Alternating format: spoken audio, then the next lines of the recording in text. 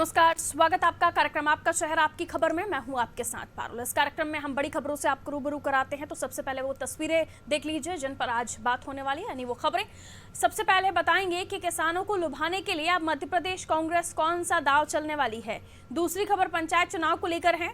अब निकाय के बाद पंचायत चुनाव पर भी ग्रहण लगता दिख रहा है। तीसरी खबर में बात होगी मध्य प्रदेश में तेजी से फैल रहे कोरोना की। वहीं चौथी और आखिरी खबर भिंड जिले से है, जहां ग्रामीण नरकीय जीवन जीने को मजबूर हैं। तो 4 तस्वीरें आपके सामने जिन पर आज हम बात करने वाले हैं। और सबसे पहले बात करेंगे किसानों को लुभाने की कोशिश कैसे कांग्रेस कर रही है। तो साल 2018 विधानसभा चुनाव में किसानों के नाम पर 15 साल के सत्ता का वनवास खत्म करने वाली कांग्रेस अब प्रदेश कार्यालय में किसान हेल्प डेस्क शुरू करने जा रही है, जहां प्रदेश भर के किसान सुबह 10 बजे से शाम 6 बजे तक अपनी समस्याएं और शिकायत दर्ज करा सकेंगे। हेल्प डेस्क एक तरह का राज्य व्यापी कंट्रोल रूम होगा। पूरे राज्य में जिस कंट्रोल रूम से इसको मॉनिटर किया जाएगा, जहां किसानों के लिए हेल्पलाइन नंबर रहेंगे। इन नंबरों पर कॉल कर किसान फसल लगाने से लेकर उपज खरीदी तक में आने वाली समस्याओं के बारे में बता सकेंगे। दरअसल 2018 में कांग्रेस ने मध्य प्रदेश में 15 साल बाद यदि सरकार बनाई थी, तो उसकी एक बड़ी वजह किसानों से किए गए उसके वादे की थी। कर्ज माफी का वादा इसमें सबसे ऊपर रखा गया था, जिसके चलते किसानों का वोट बड़ी संख्या में कांग्रेस को मिला। पिछले साल घटे राजनीतिक घटनाक्रम के बाद भले ही कांग्रेस की सरकार गिर गई, लेकिन कांग्रेस किसानों से जुड़े मुद्दों और किसानों के वोट बैंक को छोड़ना नहीं चाहती। इसलिए पीसीसी कार्यालय में किसान हेल्प डेस्क की शुरुआत होने जा रही है। हर बार चुनाव में किसान वोटर निर्णायक भूमिका में होते हैं। अब वक्त एक उपचुनाव और उसके बाद नगरीय निकाय पंचायत चुनाव और फिर 2023 के विधानसभा चुनाव का है। नेता अपने इस वोट बैंक को हाथ से नहीं निकलने देना चाहते। यही कारण है कि किसानों के बल पर 15 महीने के लिए सत्ता में आई कांग्रेस को किसानों पर भरोसा है। वहीं बीजेपी भी अपने आप को किसान हितैषी बताने में कोई कोर-कसर नहीं छोड़ रही है। शिवराज सरकार लगातार किसानों के लिए बड़ी बड़ी घोषणाएं कर रहे हैं। साथ ही किसान अपनी समस्याएं कमल सुविधा केंद्र और सीएम हेल्पलाइन पर भी दर्ज करा सकते हैं। ये बात खुद कृषि मंत्री कमल पटेल ने कही है। प्रधानमंत्री नरेंद्र मोदी जी का जो संकल्प है किसान की आय दोगुना करने का, उसको हम हासिल कर सकें। और मुझे बताते हुए खुशी हो रही है कि हमने जो ये पहले निर्णय लिया है समर्थन मूल्य पर खरीदी करने का 15 मार्च से, और हमने 1 फरवरी से पंजीयन शुरू करा दिया। इसलिए सरसों और मसूर के समर्थन मूल्य से ऊपर 1000 ऊपर बिक रही है, और इसलिए हम किसानों की आय दोगुना करने में सफल हुए हैं। प्रधानमंत्री जी का सपना जो 2022 का था, वो 21 में ही हमने हासिल किया है माननीय मुख्यमंत्री शिवराज जी के नेतृत्व में। और इसलिए किसान भाइयों, आपको चिंता करने की जरूरत नहीं है। और अगर आपको किसी प्रकार की कोई कठिनाई हो, तो किसानों का सच्चा साथी कमल सुविधा केंद्र और मुख्यमंत्री हेल्पलाइन आपके लिए सदा तत्पर है, आपकी समस्या का हल करने के लिए। और इसलिए आप 0755 255 8823 पर अपनी शिकायत दर्ज करा सकते हैं, ताकि हम उसको त्वरित आपकी समस्या का हल कर सकें। और मुख्यमंत्री हेल्पलाइन पे भी आप शिकायत कर सकते हैं, ताकि वहां से भी तत्काल आपको सुविधाएं दी जा सके। आप सबके उज्जवल भविष्य की बहुत बहुत शुभकामनाएं। तो एक तरफ कमल सुविधा केंद्र होगा, दूसरी तरफ कांग्रेस का राज्यव्यापी कंट्रोल रूम जो कांग्रेस कार्यालय में कांग्रेस शुरू करने जा रही है। चलिए हम इस पर और भी बातचीत कर लेते हैं। धैर्यवर्धन शर्मा जी हमारे साथ बीजेपी से इस वक्त फोन लाइन पर मौजूद है। धैर्यवर्धन शर्मा जी, बहुत स्वागत करती हूँ आपका नादी टीवी पर। जी नमस्कार पारुल जी। धैर्यवर्धन जी, उधर कमल पटेल जी कह रहे हैं कि कमल सुविधा केंद्र जहां किसान अपनी समस्याओं के लिए कॉल कर सकते हैं, उधर कांग्रेस का कंट्रोल रूम जहां वो भी कह रहे हैं कि किसानों को अगर फसल लगाने से लेकर खरीदी केंद्रों पर या किसी तरह की और समस्याएं आ सकती हैं तो आ रही हैं, तो वो कांग्रेस के फ़ोन नंबर्स पर जो उन्होंने अभी शायद लॉन्च नहीं किए हैं जितना मुझे पता है, उन पर कॉल कर सकते हैं। यानी एक तरफ उनका भी वही पैंतरा है, दूसरी तरफ आपकी पार्टी का भी। देखिए, ट्विटर पर लिखने से फुर्सत मिल जाए अगर कांग्रेस के नेताओं को, और सच में वो किसानों के लिए, गरीब जनता के लिए सेवा का भाव लेकर के 1% भी ईमानदारी से काम करेंगे, तो मैं स्वागत करूंगा। क्योंकि कांग्रेस के लोग सिर्फ राजनीति करते हैं, सिर्फ षड्यंत्र करते हैं, सिर्फ कलाबाजियां करते हैं, कभी काम नहीं करते। इसलिए मुझे तो खुशी हो रही है कि यदि कांग्रेस के लोग धरातल पर आकर के लोगों की सेवा करना चाहते हैं, कैसे भी तो उनके मन में सेवा का भाव उपजे, चाहे चुनावों की वोटों की फसल काटने के लालच में हो या किसी और कारण से। रही बात भारतीय जनता पार्टी की, तो भारतीय जनता पार्टी ने गरीब किसानों को जो सम्मान निधि दी है, भारतीय जनता पार्टी ने गरीब किसानों को मकान दिए हैं, भारतीय जनता पार्टी ने गरीब किसानों के घरों में, छोटे छोटे खेतरों के घरों में शौचालय बनवाए। भारतीय जनता पार्टी ने अनेक मौकों पर यह सिद्ध कर दिया है कि हम लोगों के जीवन स्तर को सुधारने के लिए ईमानदारी से प्रयास कर रहे हैं। इसलिए 0% ब्याज पर पैसा इस सरकार में मिलने लगा है लोगों को।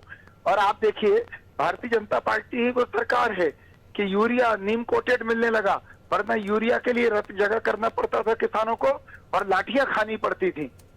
इसलिए भारतीय जनता पार्टी से कोई तुलना नहीं है। हाँ, ये नकल में अगर कुछ अच्छा काम करना चाहते हैं तो हमें कोई परहेज नहीं। लेकिन अगर चलिए कोशिश उनकी है भी वोट बैंक को साधने की, और किसान उनका बड़ा वोट बैंक बनकर उभरा था, ये सत्य है, क्योंकि वो जो वादा जिसको लेकर आप लोग कहते हैं कि पूरा नहीं हुआ, वो ज़रूर उनके लिए मास्टर स्ट्रोक साबित हुआ। लेकिन अगर इस तरह की कवायद और ज़्यादा लोग इनसे जुड़ने लगे तो परेशानी आपके लिए खड़ी हो जाएगी। अगर ये चुनावी लिहाज से भी है तो इस वक्त 2023 में नुकसान आपको भी हो सकता है। पारुल जी, ट्रैक ओपन है, जिसमें जितनी दम होगी उतना तेज दौड़ लेगा। सेवा का संकल्प केवल जुबान पर नहीं होना चाहिए, व्यवहार में और हृदय में दिखाई पड़ना चाहिए, और आकलन जनता करेगी। मैं हमेशा कहता हूँ कि लोकतंत्र में जो बैरोमीटर है वो जनता जनार्दन है। जनता जनार्दन को जिसकी सेवा में, भाव में ईमानदारी दिखेगी, वो उनके साथ खड़ी होगी। जो केवल चुनाव के लिए प्रपंच कर रहे हैं, केवल जुबान पर जुबानी जमा खर्च कर रहे हैं, उनकी असलियत भी जनता जानती है। इसलिए हमें इनकी कोई परवाह नहीं है, ना हमारी इनसे कोई तुलना है। कहाँ राजा भोज और कहाँ ये लोग, बड़ा अंतर है। चलिए धैर्यवर्धन शर्मा जी, भले ही अगर जनता से जुड़कर वो काम करना चाहते हैं और उसमें अगर जनता खासतौर पर किसान वोटर्स उनसे जुड़ जाता है तो उसकी काट आपके पास यही है कि किसान सुविधा केंद्र या सीएम हेल्पलाइन जो पहले से ही चल रही है, कुछ नया आप लोग नहीं करने जा रहे हैं उनसे इस तरह की फाइट करने के लिए। जब होगी तब तक हम नवाचार भी करेंगे, नूतन प्रयोग भी करेंगे, क्योंकि अंततः उद्देश्य वही है कि किसानों को उनका वाजिब हक मिले, उनको जो सेवाएं मिलनी चाहिए वो सुविधाजनक हो, सरलता से हो, और हर किसान तक पहुंचे, उसमें कोई कोताही नहीं बरतेंगे। किसान को भरोसा है कि ये सरकार पूरे कार्यकाल में हमारी प्राथमिकता में किसान है, जो बन पड़ेगा सेवा के लिए करेंगे। कुणाल चौधरी जी विधायक हमारे साथ इस वक्त फोन लाइन पर मौजूद है कांग्रेस का पक्ष रखने के लिए। कुणाल चौधरी जी, बहुत स्वागत करती हूँ आपका नादी टीवी पर। कुणाल जी को आवाज मिल रही है? कुणाल चौधरी जी, आवाज मिल रही है आपको?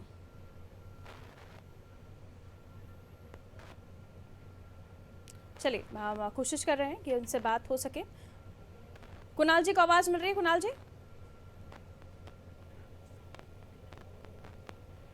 कुणाल चौधरी जी, आवाज मिल रही है आपको? चलिए, लग रहा है संपर्क नहीं हो पा रहा है कुणाल चौधरी जी से, आवाज नहीं पहुंच पा रही है। धैर्यवर्धन जी, अब सवाल वहीं आकर खड़ा होता है कि आखिर जब किसानों को साधने की कवायद है तो अलग अलग तरीके और भी दिखाई देंगे, लेकिन ये भी सच है कि जिस तरह की टीम को लेकर आप बढ़ते हैं उतनी ही टीम उनको भी ज़रूर चाहिए होगी, और वो कैसे मुमकिन हो पाएगा ये देखना लाजमी होगा। बहुत बहुत शुक्रिया धैर्यवर्धन जी हमारे साथ जुड़ने के लिए। कुणाल चौधरी जी हमारे साथ जुड़ गए हैं फोन लाइन पर। कुणाल चौधरी जी, बहुत स्वागत आपका नादी टीवी पर।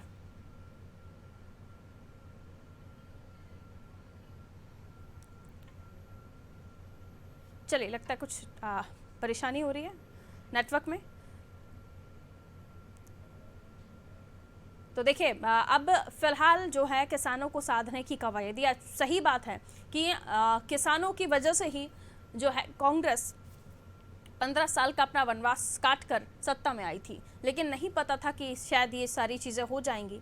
और एक बड़ा फॉर्मूला या मास्टर स्ट्रोक कांग्रेस ने चला कर्ज माफ़ी का, जैसे कई लोगों ने माना, कई लोगों ने नहीं भी माना। अब सवाल वहीं कि एक बार फिर से किसान वोट बैंक कहीं खसक ना जाए, उसे संभाल कर रखना है।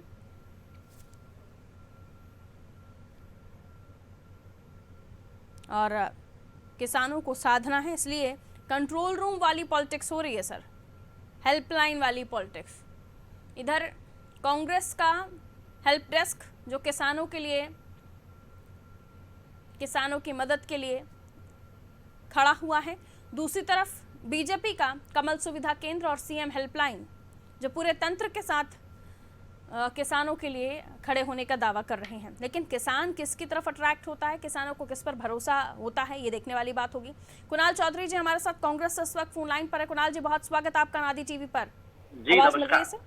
कुणाल जी, आपका हेल्प डेस्क जो कांग्रेस पीसीसी कार्यालय में शुरू करेगी, पूरे राज्य में आप नजर रखेंगे इस कंट्रोल रूम से, इससे क्या फायदा होगा सर? और आपको लगता है कि इससे कोई फायदा हो भी पाएगा, क्योंकि हेल्पलाइन नंबर तो कईयों हैं, कितना फायदा हो पाता है लोगों को हेल्पलाइन नंबर पर फोन करने से? देखिए, स्पष्ट है मध्य प्रदेश में जो किसानों की हालात है, मध्य प्रदेश की सरकार ने 16 साल में कुछ भी किसानों के लिए नहीं किया, और इसी का नतीजा था कि लगभग 43,000 किसानों ने आत्महत्या करी। और कमलनाथ जी की सरकार आई और हमने किसान का कर्जा माफी की योजना करी, बिजली के बिल कम करे, मोटरों के बिल कम करे, और कहीं ना कहीं किसानों को राहत देने का काम किया।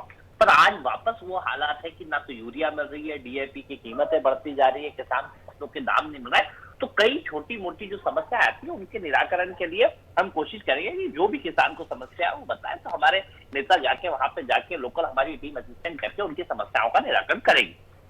एक तरफ कमल सुविधा केंद्र जो कृषि मंत्री कमल पटेल ने कहा, उन्होंने हेल्पलाइन नंबर भी बताया, पूरे तंत्र के साथ वो किसानों के लिए उस हेल्पलाइन नंबर को चला रहे हैं। इधर कांग्रेस कार्यालय में बैठकर कैसे कंट्रोल करेगी? एक बड़ी टीम की जरूरत होगी, बड़ी आबादी है किसानों की। भारतीय जनता पार्टी किसानों के पक्ष तक अभी नहीं खड़ी होती। अभी सदन में हमने कई सवाल करे कि चुनी हुई सरकार के चुने हुए निर्णय थे कि किसान का कर्जा माफ करेंगे, 75% किसानों का कर्जा भी माफ हो गया। उसको लागू करोगे कि नहीं करोगे, आधे घंटे बहस करते हैं, उस पर जवाब नहीं दिया कि हम करेंगे कि नहीं करेंगे। और उन्होंने जो 8,000 करोड़ रुपए हर बजट में रखते थे कांग्रेस, उसे सिर्फ मात्र 3,000 रुपए रखा। तो किसान के प्रति तो इनकी दिखती है, ये बातें करे, भाषण करे, कमल के नाम से खोल ले, दुर्योधन के नाम से खोल ले, काय के भी नाम से खोल ले, उससे फर्क नहीं पड़ता। पर इनकी नीति और नियत ही किसान विरोधी है। देश में मोदी की किसान विरोधी है, काले कानून लाने में लगे हुए। मध्य प्रदेश में शिवराज जी और इनकी किसान विरोधी नीति और नियत है। ये भी कहा जा रहा है कि इस कंट्रोल रूम के जरिए आप अपनों को ही जोड़ने की कोशिश कर रहे हैं, क्योंकि कई तरफ से आपके यहाँ जो सुर हैं वो विरोधी सुर भी सामने आ रहे हैं। देखिए, मुझे लगता है किससे कहा जा रहा है, कौन कह रहा है, ये आपको कहाँ से आकाशवाणी से, मुझे तो ऐसा नहीं मालूम है कि इस तरह के कोई। रजनीश अग्रवाल जी ने कल ये चैनल को बाइट दी थी, उसमें उन्होंने ये सारी बातें तो रजनीश जी क्या कहेंगे? क्या किसान के विरोधी लोग तो यही कहेंगे ना, उनको क्या कहना है? उनको ये बताना चाहिए कि किसान का कर्जा माफी योजना को क्यों बंद कर रहे हैं। उनको ये बताना चाहिए कि मध्य प्रदेश में किसान के बिजली के बिल क्यों बढ़ा रहे हैं। उनको ये बताना चाहिए कि क्यों गाड़ियां, ट्रैक्टर बिजली के बिल के नाम पे किसानों की जब्त करी जा रही है। उनको ये बताना चाहिए कि यूरिया किसानों को क्यों नहीं मिल रही है। उनको ये बताना चाहिए कि किसान के प्रति इतनी नफरत क्यों करते हैं, काले कानून के साथ क्यों खड़े। तो ये बताने की जगह वो इधर उधर की बात करेंगे। मूल मुद्दा ये है। चलिए, लेकिन फिर भी बात वहीं आ जाती है ना कि चार दीवारी में बैठकर आप लोग किसानों के बीच अपनी पकड़ बनाने की कोशिश। आपको गलतफहमी है आपको। क्योंकि ये आरोप लगते रहे ना पहले कमलनाथ जी पर भी कि वो मंत्रालय में बैठकर काम करते हैं।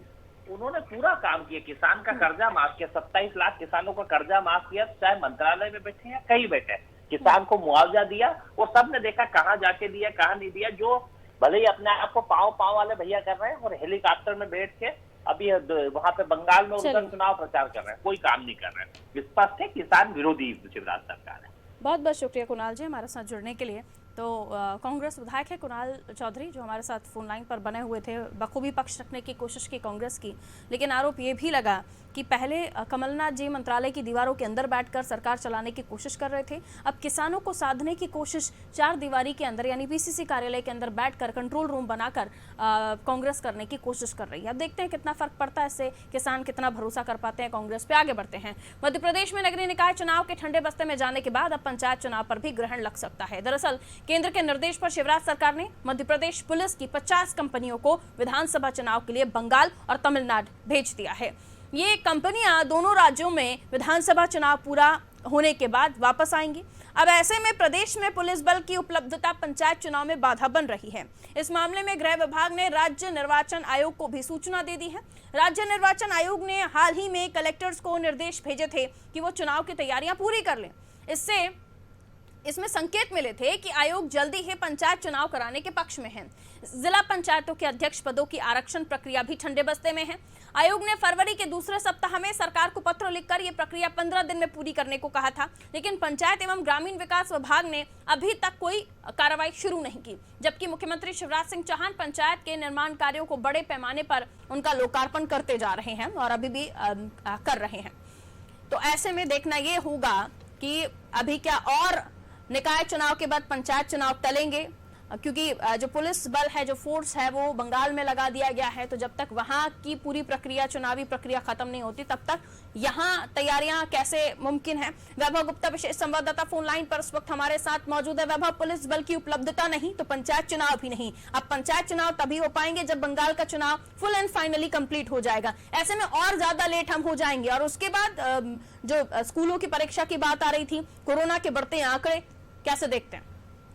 बिल्कुल, जिस तरह की खबरें सामने आ रही हैं कि 50 जो पुलिस बल की कंपनियां होती हैं उन्हें डिप्लॉय किया गया है पश्चिम बंगाल और क्योंकि असम में विधानसभा चुनाव हो रहे हैं तो वहां पर तैनात किया गया है। और ऐसे में जब तक चुनाव वहां पर संपन्न नहीं हो जाते तो 30 अप्रैल तक दोनों ही राज्यों में चुनावों की जो चरणबद्ध प्रक्रिया होनी है वो पूरी तरीके से संपन्न है। इसके बाद ही पुलिस का जो बल होता है तो वापस मध्य प्रदेश आ पाएगा, जहां उनको चूंकि पंचायत चुनाव होते हैं, रूरल में जाना पड़ता है, इसलिए पुलिस बल की अत्यधिक जरूरत होती है ताकि मतदान केंद्रों पर किसी भी तरह की अप्रिय स्थिति ना बने। कई तरह के सामाजिक तकलीफ होते हैं, भूत कैप्चरिंग की घटनाएं भी सामने आती हैं। हम लोग चुनाव में भी देखा था कि जो मतदान केंद्र है वहां पर पोलिंग बूथ के पास में ही बंदूकबाजी की घटनाएं भी सामने आई थी, वीडियो भी वायरल हुए थे। तो ऐसे में अब पंचायत चुनाव का चलना लगभग तय माना जा रहा है। इसके बाद नगरीय निकाय के चुनाव इस तरीके से हाईकोर्ट ने जो आरक्षण की प्रक्रिया है निगम अध्यक्षों को लेकर उसके एक भाग पर रोक लगा दी है। हालांकि कोर्ट में सरकार कोर्ट में जाने की बात करे कि एसएलपी दायर की जाएगी और कोर्ट को बताया जाएगा कि जो प्रक्रिया है वो नियम विरुद्ध नहीं है, नियमानुसार ही पूरी कार्रवाई की जा रही है। तो लेकिन एक कोर्ट के भी निर्देश है कि मार्च के महीने में निकाय या पंचायत चुनावों की तारीखों का ऐलान करना है। लेकिन जिस तरह की तस्वीर बनती हुई नजर आई से लगता नहीं है कि जल्द ही मध्य प्रदेश में नगरीय निकाय पंचायत चुनाव होंगे। बिल्कुल, बहुत शुक्रिया वैभव जानकारी के लिए। तो जो हालात दिख रहे हैं, जो अरेंजमेंट्स होने चाहिए उस हिसाब से तो फिलहाल नहीं कहा जा सकता कि नगरीय निकाय या पंचायत चुनाव बहुत जल्दी आपको होते हुए दिखेंगे। आगे बढ़ते हैं, अगली खबर की ओर रुख करेंगे। मध्य प्रदेश में कोरोना बेकाबू होता जा रहा है। कोरोना की दूसरी लहर खतरनाक साबित हो रही है। प्रदेश में 6 माह में सबसे ज्यादा मामले सामने आए हैं। पिछले 24 घंटे में संक्रमण के 2091 नए केसेस मिले हैं और 9 लोगों की मौत हो चुकी है। पिछले 24 घंटे में कोविड-19 के सबसे अधिक 612 नए मामले इंदौर में आए, जबकि भोपाल 425 और जबलपुर 156 लोगों के संक्रमित होने की पुष्टि हुई। संक्रमण की तेज रफ्तार को देखते हुए मध्य प्रदेश में रविवार को लॉकडाउन का दायरा बढ़ा दिया गया है। विदिशा, उज्जैन, ग्वालियर, नरसिंहपुर, सौंसर में भी संडे को अब लॉकडाउन किया जाएगा। इन्हें मिलाकर प्रदेश में अब 12 शहर संडे को लॉक रहेंगे। भोपाल में होली समेत दूसरे त्योहारों पर सार्वजनिक आयोजनों पर भी रोक लगा दी गई है। अब लोग सिर्फ घर पर रहकर ही त्योहार मना सकते हैं। होली पर सोमवार के दिन प्रशासन ने अघोषित लॉकडाउन कर दिया है। जो आदेश जारी हुआ है उसके अनुसार सोमवार को सभी दफ्तर, दुकानें और मार्केट पूरी तरह से बंद रहेंगे। बेवजह आने जाने पर पाबंदी रहेगी। रात का कर्फ्यू भी अब रात 10 बजे की जगह 9 बजे से शुरू हो जाएगा। तो कर्फ्यू जो था अब तक 10 बजे से 9 बजे भी हो गया है। तमाम चीजों को बंद कर दिया गया है। जहां पब्लिक सेटिंग्स हैं, पब्लिक का पहुंचना है खासतौर पर ज्यादा तादाद में। रत्नाकर त्रिपाठी जी हमारे न्यूज एड हमारे साथ इस वक्त फोन लाइन पर मौजूद हैं। 6 महीने के बाद अब तक जो आंकड़ा आया है 2091 सर, अपने आप में डराता है, परेशान करता है। और अगर इसी रफ्तार से आंकड़े बढ़ते रहे तो आने वाले जो दिन होंगे, आने वाला जो समय होगा और भी सख्ती दिखाई देगी और भी परेशानियां हम जो आम लोग काम करने वाले हैं, जो घर पर नहीं बैठ सकते, उनके लिए भी। आज निश्चित रूप से जो लोग घर पर नहीं बैठ सकते हैं, जिनके काम का स्वरूप कुछ ऐसा है कि उन्हें बाहर निकलना पड़ेगा, उनके लिए जरूर रियायतों की बात की गई है जी। चाहते तो किसी वैलिड रीजन से बाहर निकलते हैं तो फिर आपको नहीं देखेंगे।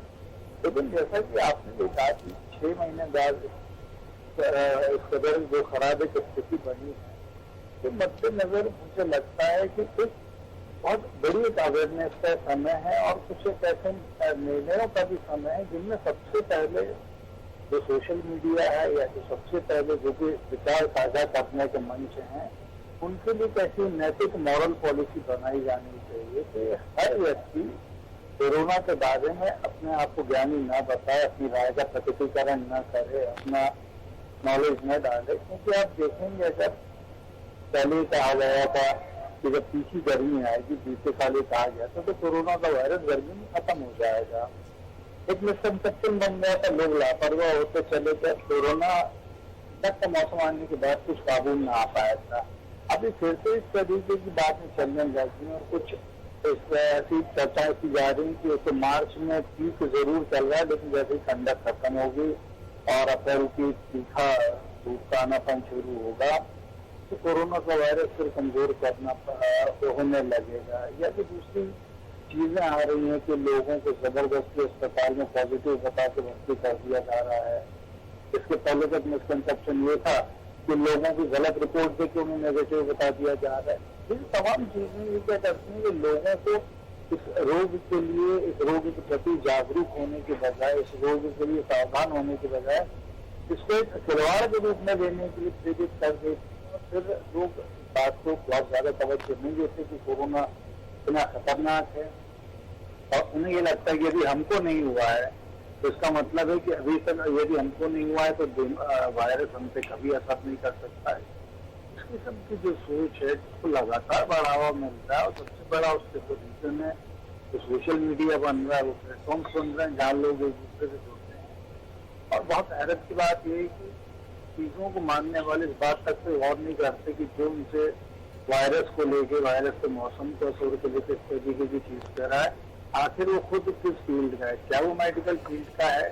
तो इन सारी चीजों को लेकर मुझे लगता है कि आम जनता की तरफ से मॉरल पॉलिसी बनाई जानी चाहिए कि हम कोरोना को लेकर तब तक कुछ नहीं बोलेंगे जब तक किसी ऑथेंटिक व्यक्ति से, ऑथेंटिक मतलब मेडिकल फील्ड के किसी एक्सपर्ट से उस बारे में कुछ नहीं पता चलता है, या हम कोरोना को लेकर सरकार की किसी नीति या विपक्ष के किसी आरोप पर तब तक अपनी बात नहीं रखेंगे जब तक हमें सर्टिफाइड कम से कम कोई एक ऐसा व्यक्ति हो जिसकी बात को हम कह सके कि ये कह रहा है तो दम होना चाहिए। तो ऐसा नहीं होगा कि माहौल ऐसे ही बना रहेगा और साइकोलॉजिकली जो लोगों पर असर पड़ता है वो खराब असर इसी तरीके से सामने आता है, और हालात काबू में लाने के लिए फिर और भी कठोर उपाय अपनाने होंगे। बिल्कुल, बहुत शुक्रिया रत्नाकर सर जानकारी देने के लिए। तो कठोर आपको खुद को भी होना पड़ेगा, सख्त आपको खुद को भी होना पड़ेगा, क्योंकि जो आंकड़े हैं वो रोज बढ़कर सामने आ रहे हैं, और अब तक 6 महीने का सबसे बड़ा आंकड़ा इन 24 घंटों में निकलकर सामने आया है 2000 के पार।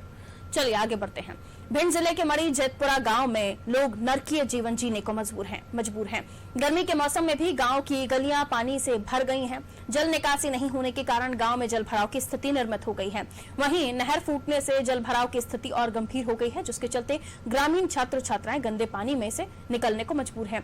गांव में बीमारी फैलने का खतरा भी बढ़ गया है। बावजूद इसके ना तो जिला प्रशासन ध्यान दे रहा है और ना ही गाँव की पंचायत। ग्रामीणों ने कई बार जनपद पंचायत से लेकर कलेक्टर तक शिकायत की, लेकिन अभी तक समस्या का हल नहीं निकला। गांव में जल भराव अकेली समस्या नहीं है, यहाँ विकास कार्यों में भी जमकर अनियमितताएं बरती जा रही हैं। समाज सेवी अजमेर सिंह ने आरोप लगाया है कि मड़ी जेतपुरा पंचायत में दलित समाज के मुक्तिधाम परिसर में सामुदायिक भवन बनाया जा रहा है। जब इस मामले को लेकर जनपद सीईओ आलोक इटोरिया से बात की गई तो उन्होंने तत्काल जांच कर कार्रवाई की बात कही है। नाली का विकास नहीं होने से गांव में जो है दूषित पानी भरा रहता है, 12 महीने दूषित पानी भरा रहता है, और निकासी की कोई व्यवस्था नहीं है। संक्रामक बीमारी फैलने का हर समय डर बना रहता है। तो सरपंच के द्वारा विकास कार्य नहीं, सरपंच के द्वारा विकास कागजों पे किया गया है जी, हाँ कागजों पे किया गया है, सब फर्जीवाड़ा किया गया है। इतना बड़ा भ्रष्टाचार हुआ कि ये डूबे हुए भ्रष्टाचार में सरपंच और सचिव। पानी से अभी आपके द्वारा बताया गया तो मैंने तत्काल अभी सचिव से बात की है और उसको निर्देश दे दिए कि तुरंत जल भराव को निकलवाइए, जो पानी निकासी की तुरंत व्यवस्था कीजिए, इसको हम समस्या को दूर करवा देंगे। समस्या है ये नाली। तो अखिलेश संवाददाता फोन लाइन पर इस वक्त हमारे साथ मौजूद हैं। अखिलेश, इस क्षेत्र में, इस गांव में हमेशा पानी भरा रहता है, गंदा पानी भरा रहता है।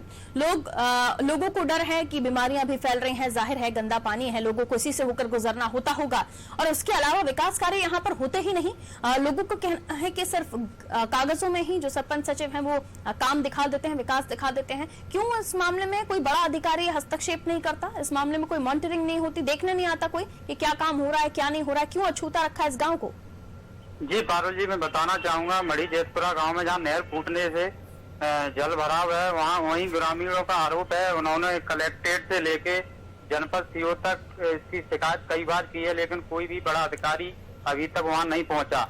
और इतना जल भराव वहाँ है कि ये नहीं पता लग रहा कहाँ तालाब है, कहाँ गली है। और वहाँ तालाब में 2 गायों की मौत भी हो चुकी है तालाब में जाने से।